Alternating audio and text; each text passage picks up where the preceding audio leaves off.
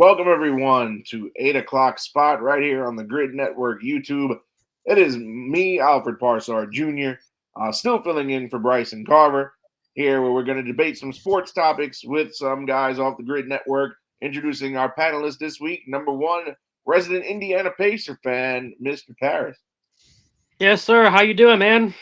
Doing good, and I know you must be doing good ahead of the Eastern Conference Oh Finals, which yeah, we'll talk about in a bit. I'm feeling it this year, man.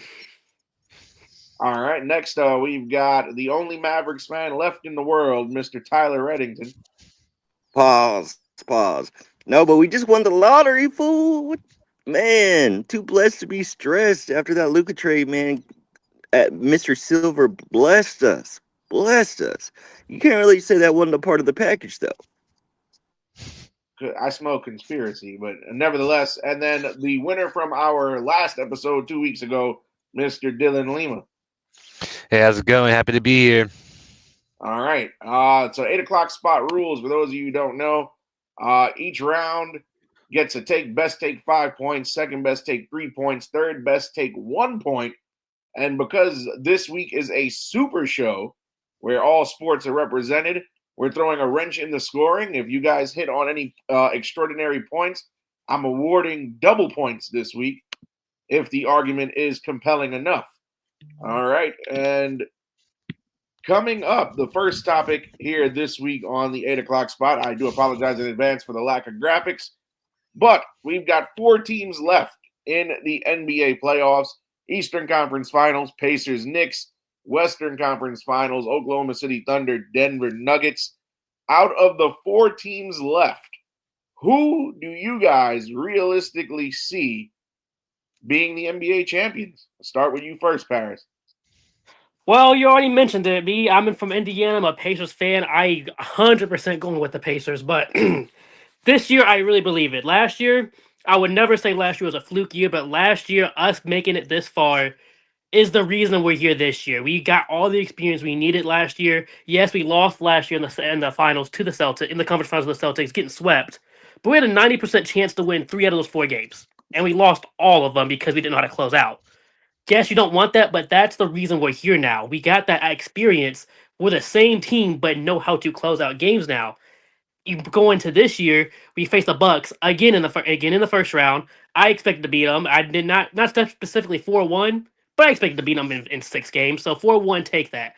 But then we go to the number 1 seed Cavs, and not only did we beat them also 4-1, we take 2 games at their home. 1 game we were down by 20 points. We take a game where we're up by 40 points at halftime, and then game 5, they go up by 19 points again, and we come back and win. So not only we blew them out once, we came back and won twice in their home. They were supposed to be the number 1 seed in the East. They only lost 10 total games at home this year, and we beat them 5 times out of those 10 times they lost at home. So it goes to show we are a good road team, and just the way that we play, we are a very good offensive team, much better defensive team than last year. We're not a great defensive team, but we can play defense. We held the Cavs to scoreless for 7 minutes. Yes, that's them missing some shots, but that's us playing defense as well. And then we faced the Knicks, who, yes, they gave us a 7-game series last year. I expect it to be tough, but they're a team. They have 3 players are on the court for 40 minutes or more. How do you expect that to work when the Pacers are forward court pressing and sprinting up and down the court the entire game? For players to have to stay in there for 40 minutes, running up and down the court the entire time, I don't see how that works. I don't see how you can keep that up the entire series. I can see it winning some games, but you're going to wear players out doing that. And people always talk about how we're always facing injured teams.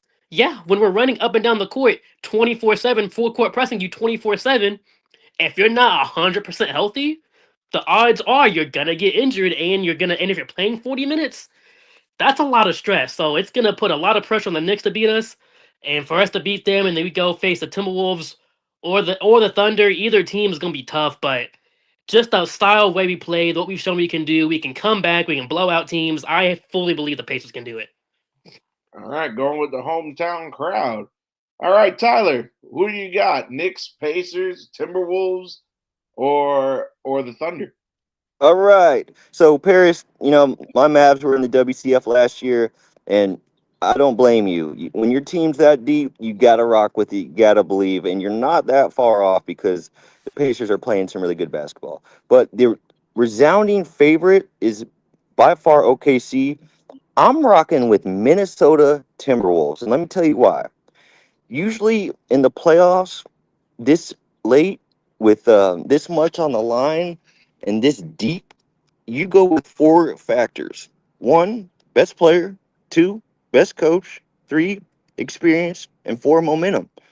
And Minnesota checks all those boxes. Now let's not dismiss OKC. They're a 68 win team, and as we mentioned, they're an average age of 25.5, and they've been having some blowouts. Caruso, unbelievable job in Game 7. But can we act like it's not that big of a deal that they got past the Memphis Grizzlies and took a grade 2 hamstring, Aaron Gordon starting to 7 games, and then decided to? So there's that's why I'm not rocking with OKC.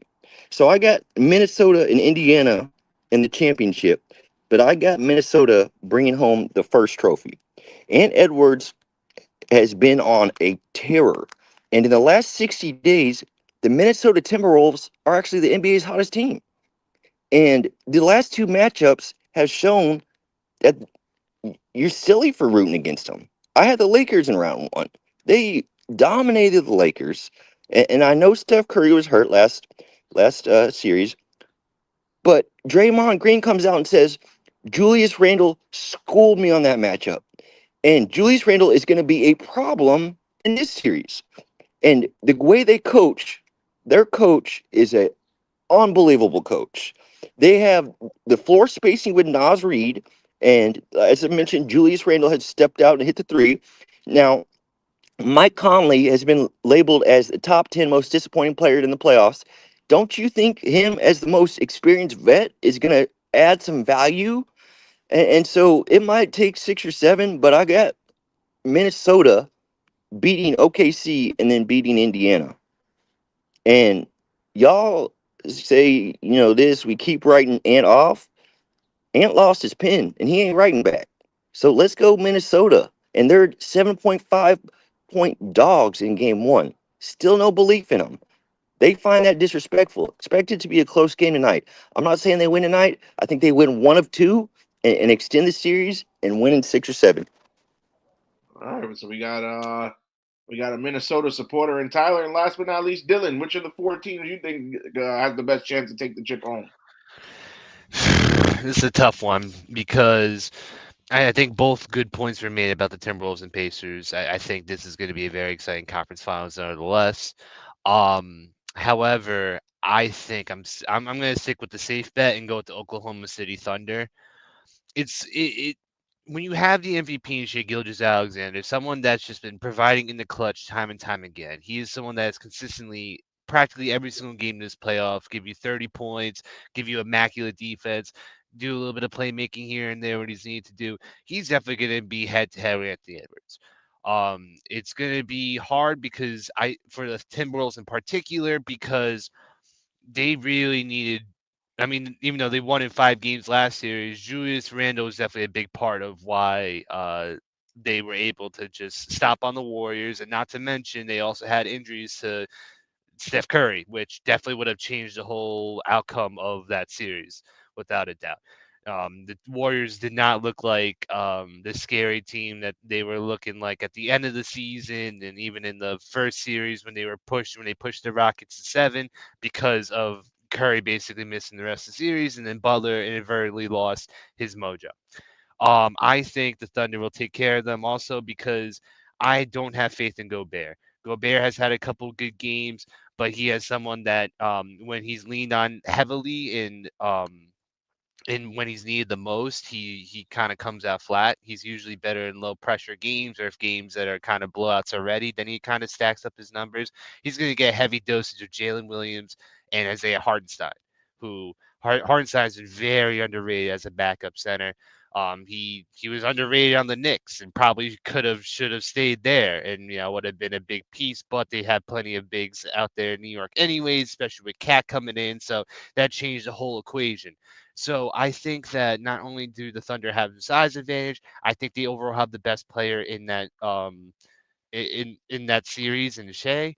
And then when I look at the other side, I think that's going to be another tough series as well.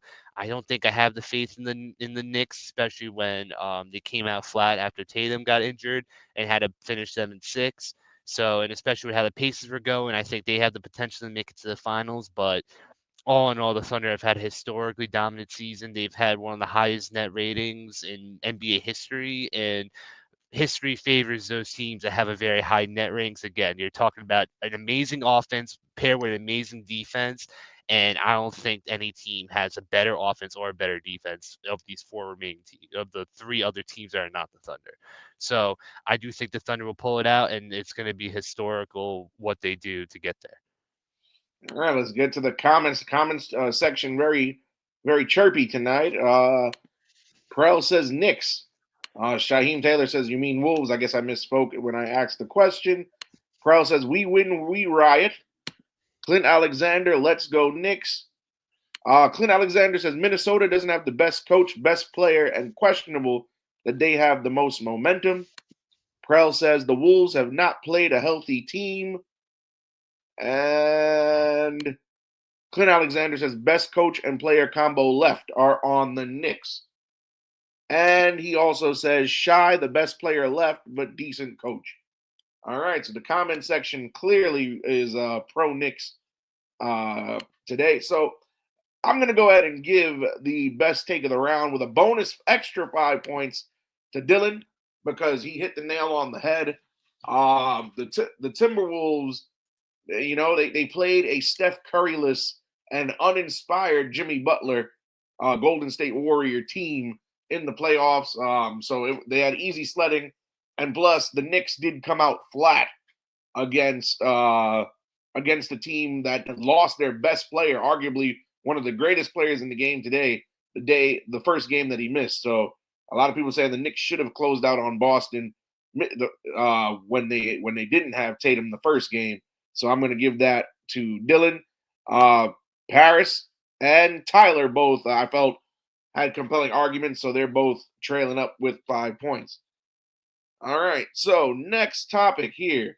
Sticking with the sport of basketball, this past weekend in the WNBA, we saw WNBA opening weekend highlighted by a Indiana Fever Chicago Sky matchup that resulted in a bit of a, I don't want to say fight, but, a little dust up between Caitlin Clark and Angel Reese. A lot of people, if you remember, they were rivals in college as well.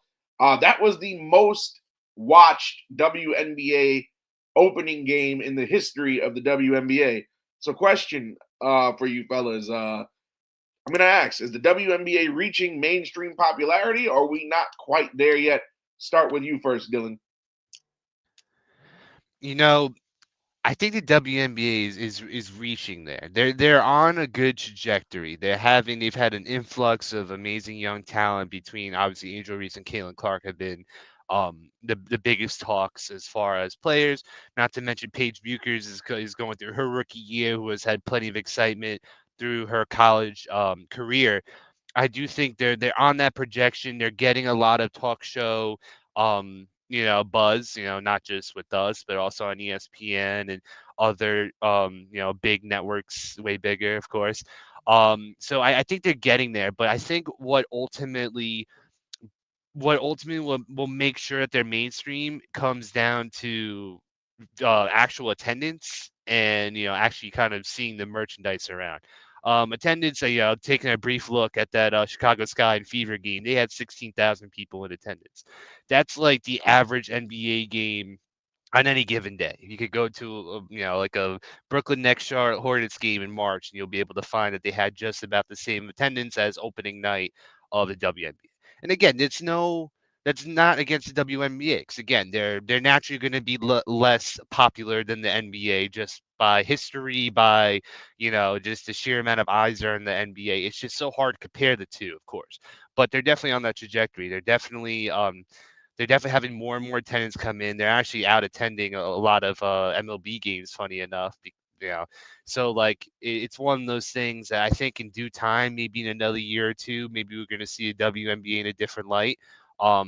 As far as mainstream, and we'll see. Well, once we start seeing young girls saying they want to become WNBA players, that's when I'll say that they'll make it. Fair point. Tyler, what is your opinion? WNBA, are we getting more popular here, or are we still a ways away? Oh, we're making some big moves in the dub. So it's 100% better than what it was. I'd say it's about 60% where it's gonna be. Now, it's not just Caitlin Clark, but it is a semblance of girls that now partnered with the NBA, as you see top NBA stars from the same city going out and supporting the WNBA, talking about it, helping them market. That's doing a lot for the girls' game. And Caitlin Clark, Angel Reese, Paige B, that, and then oh my gosh, when Juju comes out, prayers up that she's able to recover from that injury. I know she's strong. I know she's gonna be able to. That just adds value. D. Tarazi back in the day, Sue Bird. I remember back, the Houston Comets back in the day, man. We're just seeing a higher level of basketball in the WNBA. Now, I will say this. The WNBA needs to slow on the DBNBA stuff, which is the Diva NBA stuff, because when a common foul becomes an issue of racism, we are treading water that is not good. And then when you have former Suns Mercury CEO smashing one of the girls, allegedly, let me safely say allegedly, smashing one of the cute girls that's now traded from the Mercury to the Indiana Fever, who's Sophie Cunningham, who's not bad, but the dude, that's just using his power. That's not a good topic. And then you want to just bring like I don't know why they have to bring up racism in it. Whenever you start throwing that out, it puts a damper on everything, bro. That is not a topic that we still need to be discussing. And I know it's still prevalent in today's day. We still need to work on that. But why do we need to bring it into a women's basketball? I don't think it has any place for that. And I don't think that's the issue.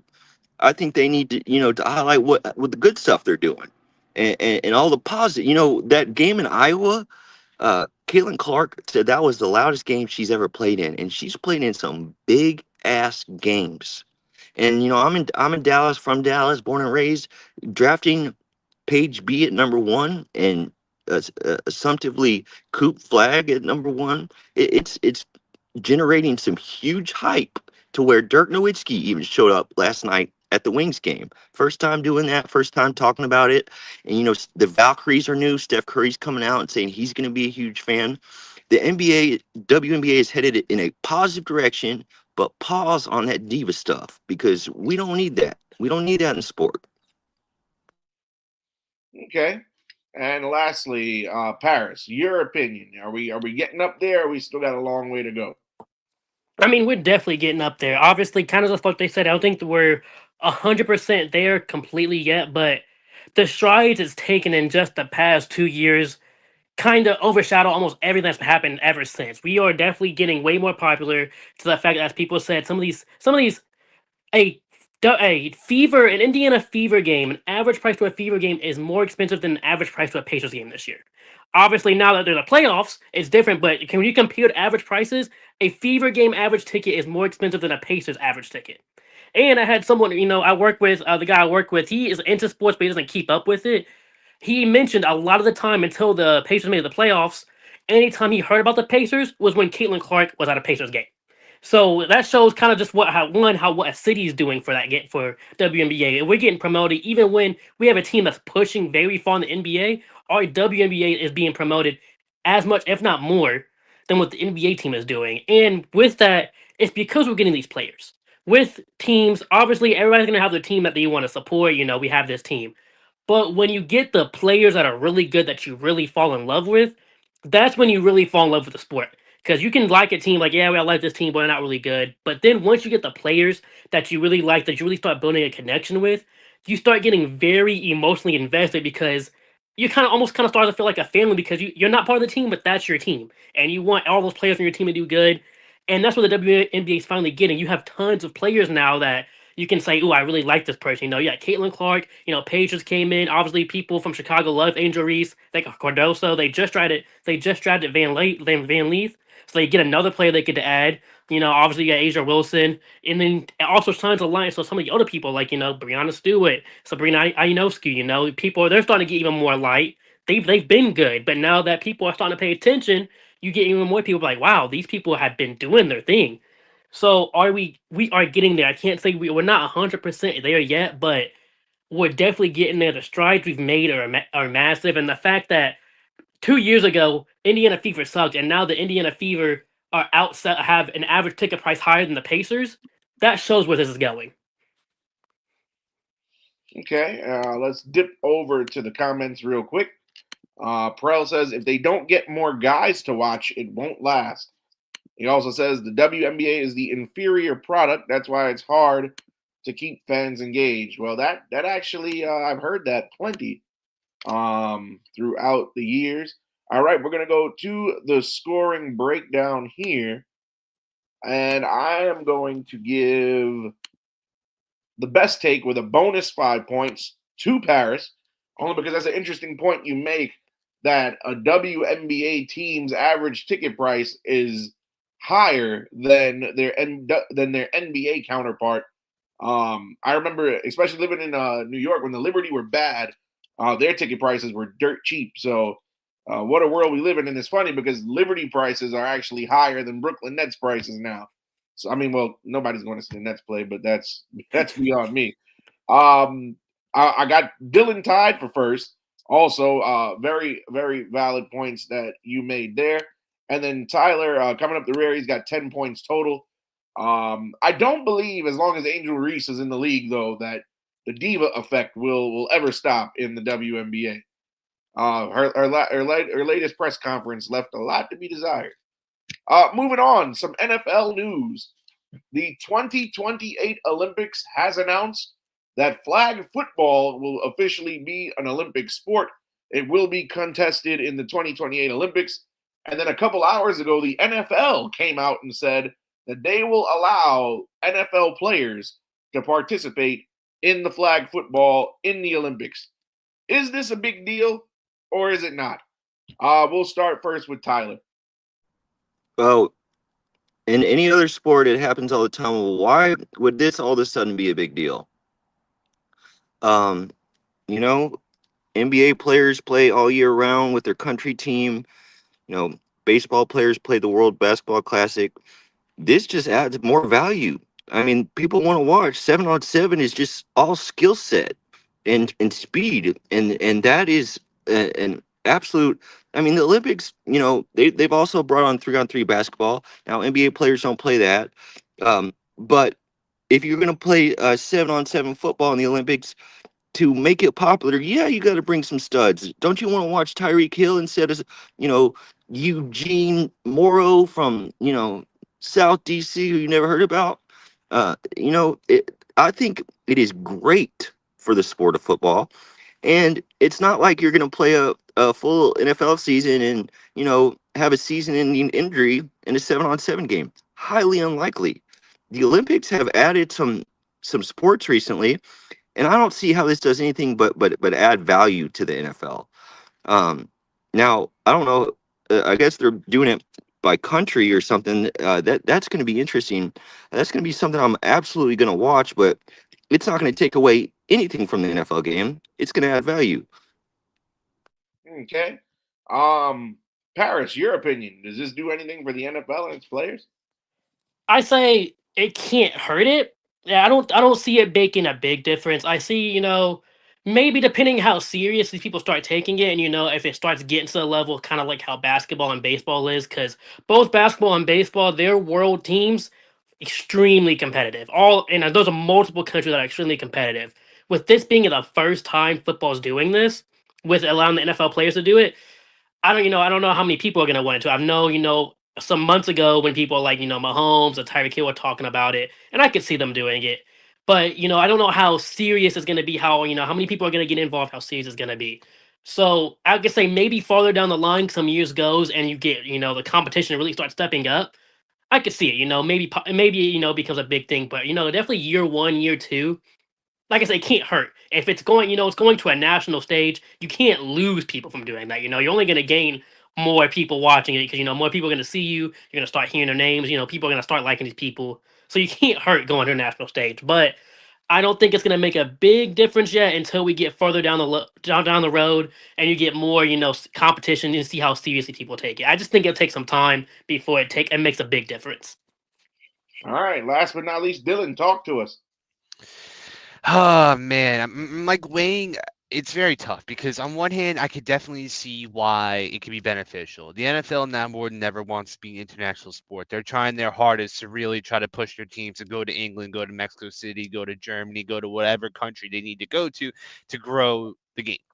So I understand that aspect where if the USA could basically pull out a 7-on-7 all-star team of Mahomes, Justin Jefferson, Saquon Barkley, you name the star, they're willing to play the flag football. In theory, that sounds great. I like to weigh on the air of caution because it's not unheard of for players to get injured in these international things. And I mean, we could talk about how Embiid, he hurt himself in the previous playoff run, decided to still play in the Olympics over the summer, and then just what happened to his knee, he barely even played, and the Sixers fell apart as far as he did. Granted, that is one case. That's not the case for everyone. I do think, however, it's one of those things that if a Jefferson turns his knee, turns his ankle, or a Mahomes, and it could just be on something that is routine, like these players, they could fall at any point to a non-contact injury.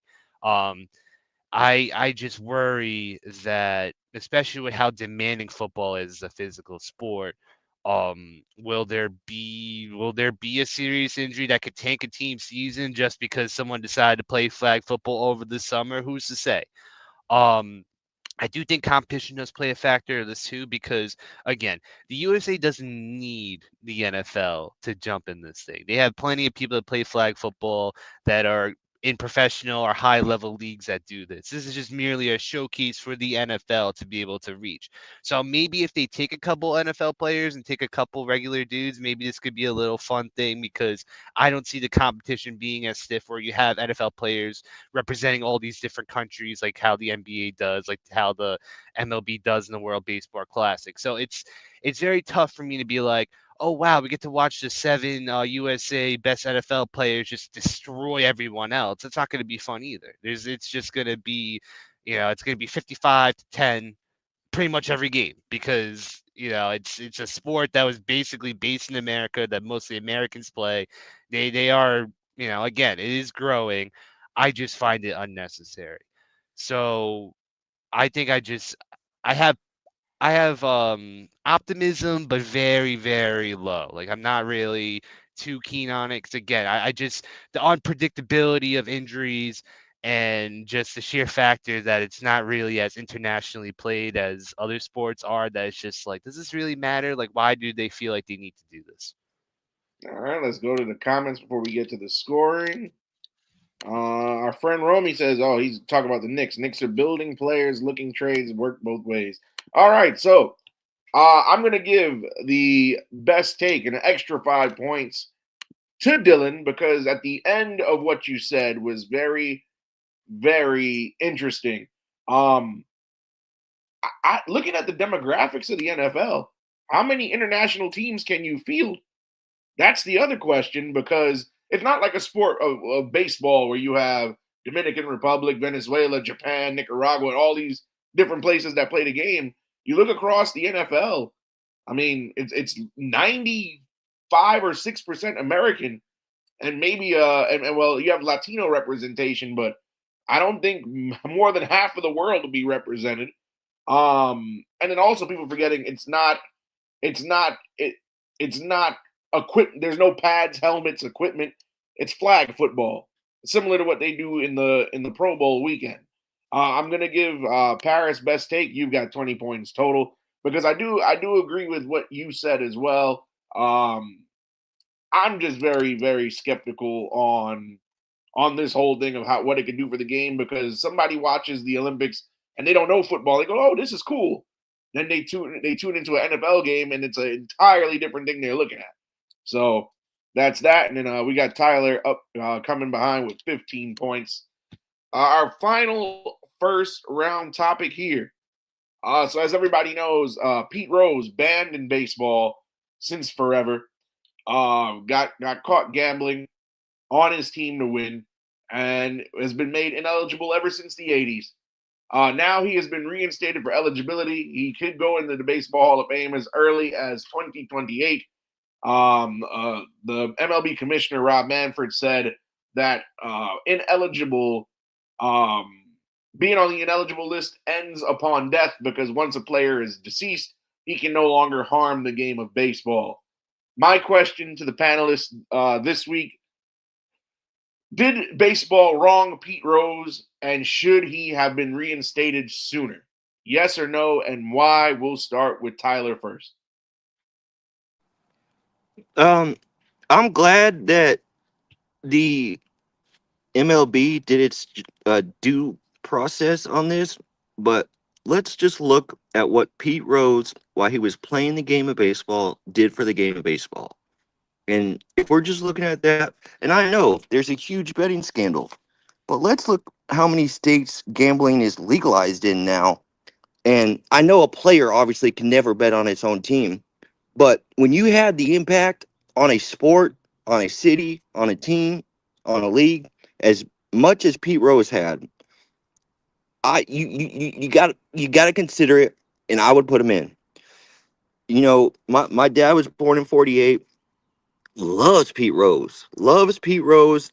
You know, scandal or no scandal, my dad has said that they've been wronging this man for the longest time. You know, and I believe it. You watch highlights, you watch him pick up the base, and man, this guy is electric when it comes to watching him in the sport, and he's one of the greatest to do it, batting lefty.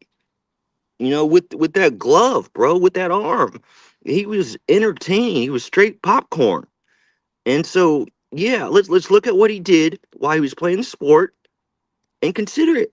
Yeah, well, you're gonna throw the betting scandal in there for the American public and blah blah blah, the politics, but that's not a reason for his on-field success, which the Hall of Fame is a on-field award. We don't talk about Hall of Famers getting to the Hall of Fame after their career, you know. So I think you put him in, but I don't think you just like 2 years after the scandal. Yeah, let's throw him in there. I think MLB did a good job actually on this, and yes, I'd like to see him in, and I think we're gonna see him in. All right. Dylan, your thoughts on Pete Rose? Did MLB wrong him? Should he have been reinstated sooner? And does he deserve to go to the Hall, all things considered? Okay. So when he got his whole gambling ordeal was when he was a manager. And that doesn't, again, you shouldn't be betting on your own team against your team while you're have a full impact on the game, which as a manager, you definitely have an impact. And, some people will defend like, well, he's trying to win. It wasn't like he was betting them to lose and tank games. It doesn't matter because that still becomes a slippery slope. Um, what I and like and if that and then obviously that's a big deal. So it took him a while, obviously decades at this point. So I believe that was like in the '80s when this whole thing happened. So now we're looking about 40 years past since that ordeal happened. Um, I think it just falls in line. Like they're very consistent with what they're doing, which I can give respect for. But I think they should have separated Pete Rose the player and Pete Rose the manager, because Pete Rose the player was arguably the best hitter to ever grace the MLB.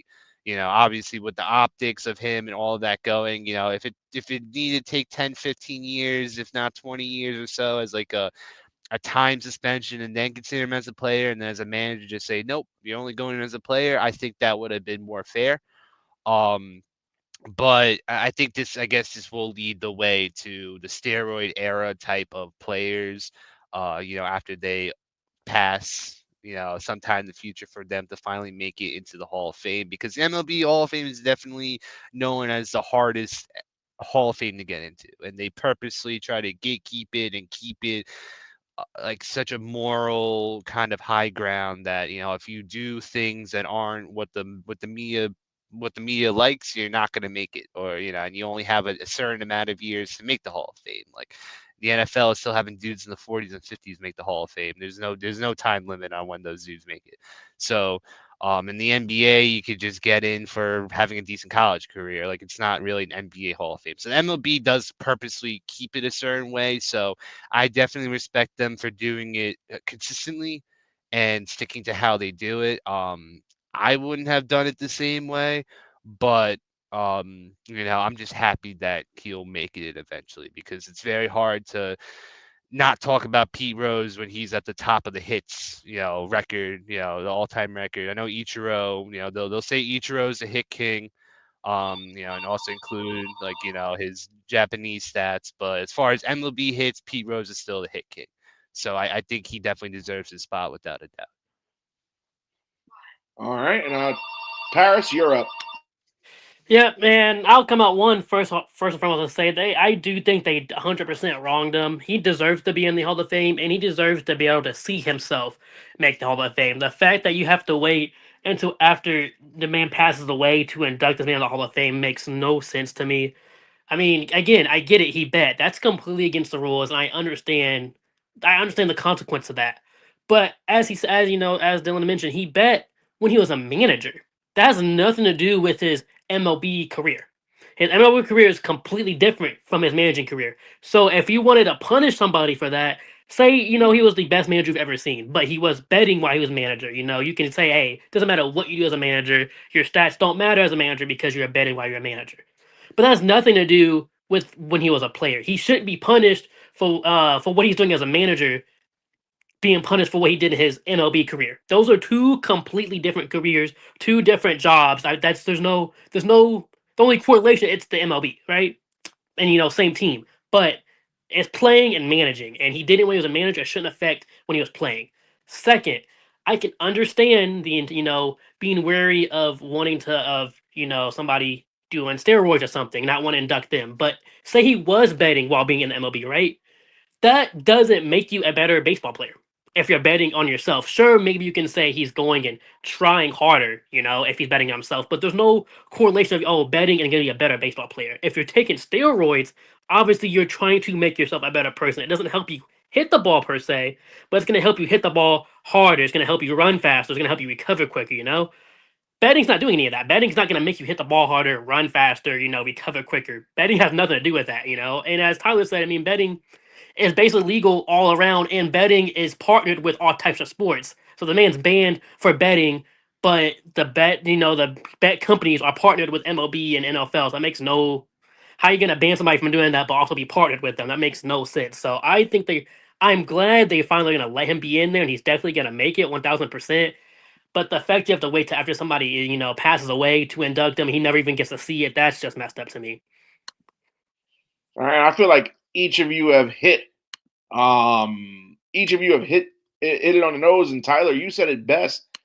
MLB. Every time you watch an MLB game, brought to you by DraftKings, FanDuel Sports actually has this regional sports network that broadcasts some of these games. So definitely, they're in bed with the sports books. So why are you still punishing somebody for gambling? And then Dylan and Paris, you guys said it best. His accolades as a player shouldn't be held against him while he's a manager, because there are different people in the hall who were players and managers. Some only got in for what they did as a player. Others only got in for what they did as a manager. Let's see the comments. Tim from the Boston Sports Summit, our friend, says he bet on his teams regardless. It changed his mindset on how he played and managed. And then he says he bet while he played regardless. It changed his mindset. The only one who should be in the hall was Shoeless Joe. Okay, well, Tim has spoken. I have given everybody a three-way tie. So everybody's going to the final round. Everybody's sitting at 30 points. The rules for our final round. Best take normally gets 10 points, but because we are in a super show this week, I'm giving the best take 30 points. So, gentlemen, the final question of this evening, and we've seen it a lot. We saw it with the Subway Series with the Yankees and Mets this past weekend. We saw it with the Knicks Celtics series. Lately, a lot of these teams are doing watch parties.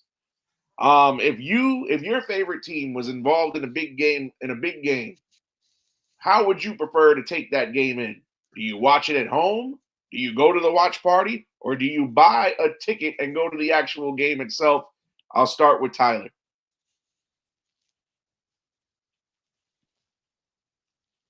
I guess Tyler is frozen, so we'll move on to Dylan while we wait for Tyler to come back. It's very interesting because I think it definitely does vary on the sport. I think now more than ever, these playoff games, if we're going to talk about the basketball, is so expensive that the average person is not going to be able to get into these games. I was fortunate enough to go to Game 2 of the NBA Finals between the Celtics and Mavericks, but I had to put $1,000 after fees at a third-party site for me to get at the last row. I was all the way up in the nosebleeds for $1,000, pretty much. So, it's like I had the best experience ever. It was electric. It was so much fun. But that price point does take away a lot of that because a lot of people don't have $1,000. They got to pay bills. They got to feed their families. They got to do this, that, and the other thing where they simply cannot do it.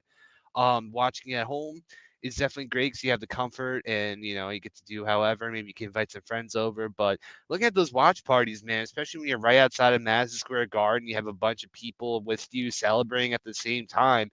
I think the watch party is the way to go. So you have the best of both worlds, where you have the diehard fans that still want to watch the game, celebrating with you as your team is winning. And then you can go out and go around the city and party afterwards. I know Knicks fans are doing that a lot, especially when it's their first time making the third round in decades.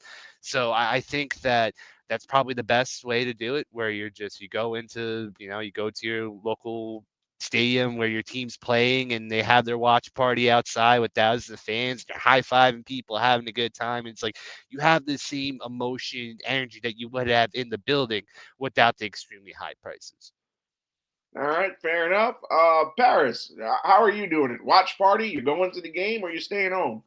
I mean, I believe the ultimate experience would be to be able to go to the game. I mean, I feel like nothing's going to match the environment of being at a big game, especially for your team. But the one that makes sense, as he said, is definitely going to be the watch party, just because to get into these games, definitely if it's a big game, a playoff game, I mean, you gotta take half your check and half your rent and half your car rent to go watch the game. I mean, like, it's just not. It's just not. Sometimes it's just not possible to go. Like, I want to go see these Pacers play. I want to go see a Super Bowl, but then you're like, oh yeah, you got to pay $1,500 for tickets. Plus, oh, this game's also in New York, so you also have to get the tickets to there, back. You got to stay somewhere. It's really unfeasible. Obviously, I get a home game maybe, but still, then the tickets are very expensive. Rather, you go to a watch party, you can still invite whoever you want to go. It's gonna be cheaper, and you're still gonna have a good time. You're gonna be around everybody who wants to see the game. So the atmosphere, it's not a basketball, or a stadium atmosphere, but it's still gonna have a lot of energy. You're gonna have basically the same type of people. The people who are really into the game, the people who don't even know what's happening in the game, they're just drunk being there. You're gonna have all the same type of people there, and you're basically getting almost the exact same environment, except for maybe the complete atmosphere, while being able to actually enjoy it and be able to go home and not be like, man, now how am I gonna live the rest of this month? I just think it's more feasible to go. It's the ultimate experience would be to be at the game, but the best experience and the one I would go to, unless I just somehow get the money to do it, would be a watch party. All right, so we've got 2 for the watch party. Is it a clean sweep? Tyler, your favorite team is in a big game. You going Guys, to the game, you staying home, or going to the watch party? y'all must have no experience being at a game of this magnitude. I've been to 2 games in the 2006 finals, 2 games in the 2011 finals, and 8 games last year's postseason against the Mavs. Been to a bunch of watch parties.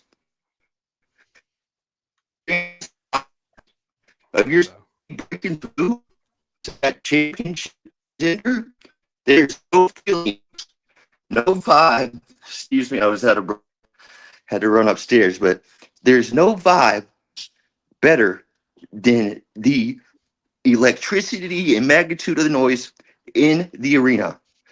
New York, Indiana, Minnesota, OKC.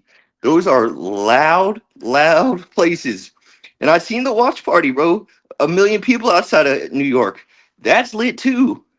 But until y'all get inside of one of these big games, you'll see what I'm talking about. It's better to be there. It's better to be inside the house than outside looking in. All right, so there we have it. Ladies and gentlemen, the winner.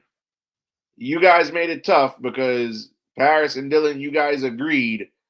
But I love that quote of it's better to be inside the house than outside looking in. Congratulations, Mr. Tyler Reddington. I believe this is your first win on 8 o'clock spot. Go ahead and give your victory speech, sir. Talk about rigged elections. I was about to say this is Alfred, you've done a great job while you've taken over for Bryson, bro. You know, I appreciate Barry and Guido for inviting me on this platform. It's done a lot for me. And to get my first W, man, shit. Ain't a better place than on a super show. You know, when the lights are bright, this is when the stars come out. You know, Dylan and Paris, they're some dogs. Alfred, he's a dog. So, you know, I appreciate being around guys that make me better. And hey, let's watch this game tonight and have some fun.